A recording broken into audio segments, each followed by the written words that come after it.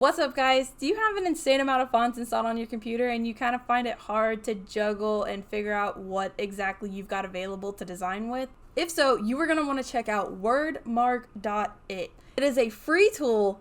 It's incredible, and if it's not bookmarked on your computer right now, it will be by the end of this video. The website is going to look something like this. Now, more likely than not, you're trying to find the perfect font for a word or a phrase. Well, the best part about this is you can actually type in that phrase and see what it would look like in that font.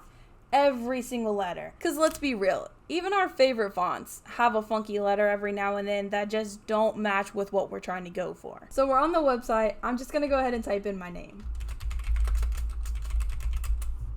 As you can see, it shows everything that is installed on my computer. Now there are some ads because we are running the free edition of this, but you can go through and look at everything at once. And as you scroll through all of the options, you can actually select a few that you love and you can view them on one page. Let me show you what I mean.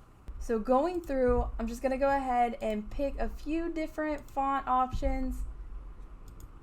You'll notice that the box around the font is now a purple color, and let's do one more for good measure.